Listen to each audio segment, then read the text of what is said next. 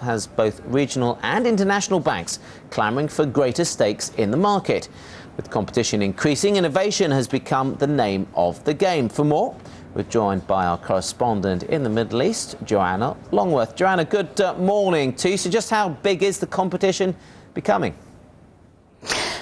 Well, there is a lot of competition. I think probably the pure Islamic banks are slightly underperforming in comparison if you compare them with the conventional banks. But obviously, Muslim investors wouldn't necessarily make that decision. It's not a purely commercial decision to go into pure Sharia financing. It's an ethical and a religious decision. But if you look at the industry as a whole globally, there are some people who say that it is a $400 billion industry. Others estimate it to be up to $1 trillion. So this is a hugely growing sector. It is growing in some areas much faster than conventional banking. We also know that annually the figures are growing from 20 perhaps to 25% each year. And this growth in itself is causing some problems for the industry. If you think about it, each time a Sharia compliant product is created, we have to have 3 different types of people involved. The bankers from each different sector, and lawyers, and of course you have these Sharia scholars. Now there are very few of them in the world, so it's quite a complex issue creating financial products, and this in itself is creating challenges for the industry as a whole. Islamic finance is not a new phenomenon. Its principles have been around since the early days of Islam.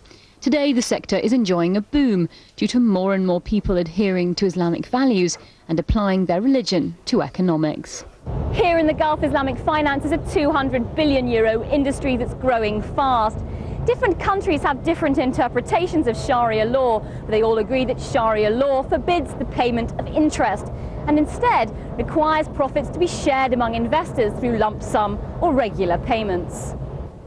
And this has meant those wishing to abide by Sharia law in their finances have much less investment choice than conventional investors.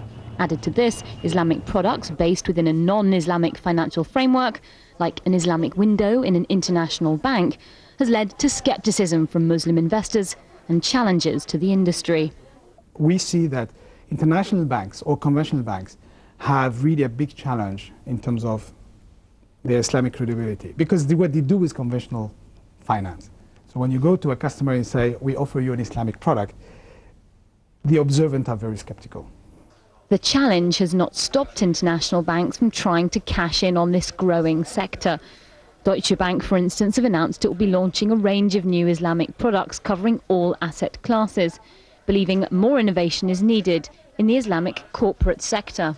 The Islamic banking sector is clearly, the constraints are coming from the offering side of products. And there are 2 reasons of that. One of them is clearly has to do with the structuring aspect of financial products within a Sharia framework. Clearly the restrictions are, I would say, are a little bit more pronounced than within a conventional framework.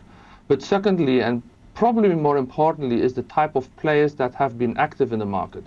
We think that until now, the fact that no investment banks, international investment banks, have been involved in that market has clearly also restricted the capabilities of that market at the offering side. However, the head of HSBC's Islamic arm, Armana, based in Dubai, Iqbal Khan, denies there is a shortage of Islamic products available to investors. It was true in the past, but it is no longer true. Today, Islamic finance industry offers to the retail consumer, to the corporate banking client, to the governments, a whole choice of products, ranging from the equivalent of sovereign bonds, i.e. Sukuks, which HSBC was privileged to be associated with and continues to be in a leadership position in that space. In the retail side, investors today can have current accounts, can have home financing, can have consumer finance. So today there is a whole variety of choices which are competitive, at the same time Sharia compliant. As international banks compete for a slice of Islamic finance pie, it is the pure Islamic banks which are capturing the bulk of the market, despite the fact their products are comparable. So the challenge to international banks remains the issue of overcoming skepticism which surrounds their Islamic products.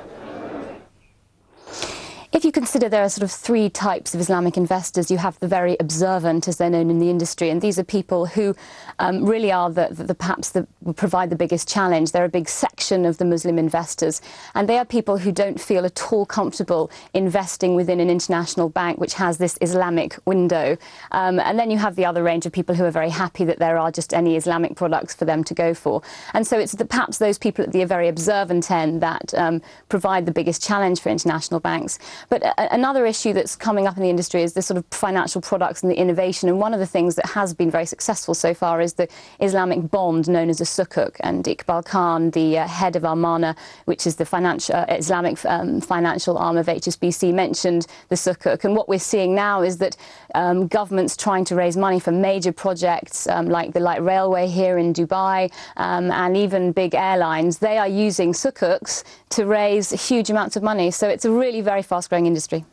Joanna, thanks for that. Nice to see you. Joanna Longworth, our correspondent based in Dubai. We're going to take a short break. Still to come, UK's Marconi says it's open to all options following the falling out with its dominant customer BT. But what are those options? We'll find out.